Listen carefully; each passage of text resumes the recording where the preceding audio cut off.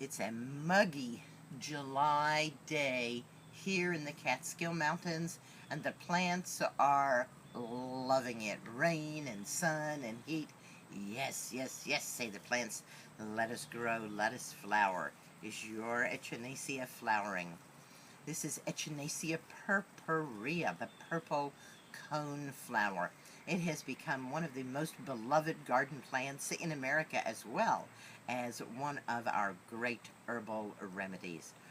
Echinacea has been hybridized and changed. I just saw some in town yesterday, and they changed the color of the petals from this kind of purpley pink to bright orange, and they were just stunning. The orange really echoed the orange of the cone. This is called coneflower, and you can see this cone is a bristly cone here in the middle. It's rather like a daisy.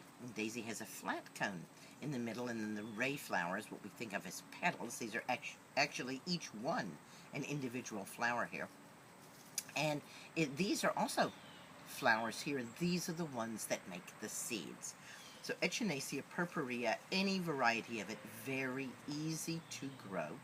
And the roots, once they are 3 years old or older, make a wonderful herbal remedy that really helps the immune system deal with any kind of bacterial infection. People say, well, it shouldn't be used for colds, and I agree, Echinacea shouldn't be used for colds, but it is useful to shorten the duration of the cold, and here's why.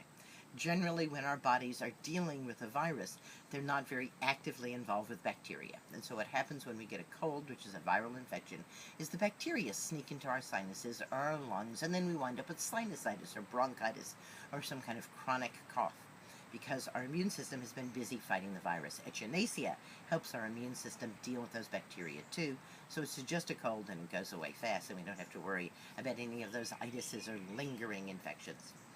The root of the Echinacea is the part that is primarily used, and with the purpurea, that has to be fresh. You have to dig that up fresh late in the fall, around Thanksgiving time, November, early December, when there's a little frost already settled into the ground, but the ground isn't frozen. Then we dig the root, wash it up, and tincture it promptly. Echinacea augustifolia is another Echinacea. It is perhaps stronger in terms of its effects on helping the immune system counter bacteria, but it does not like to grow in gardens. It's a very difficult plant to grow, and so it's not the one that is most commonly used. You can, as I said, buy Echinacea augustifolia as a dried plant, but you can't buy purpurea as a dried plant because we don't find that purpurea is effective as a dried plant. But you can get our Echinacea seeds. Many times the seeds have the same activity as the roots of the plant and are often far easier to get to. So people are using Echinacea purpurea seeds, and as you can see, they make a lot of seeds rather than digging the root, or they're making a combination tincture using the seeds and the roots. And one of the things about using Echinacea is that we have to use a lot.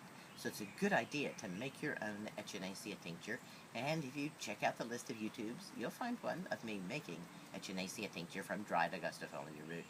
Meanwhile, here in July, enjoy your Echinacea, and if you're not enjoying it, be sure to plant some so you can next summer. Green blessings are everywhere.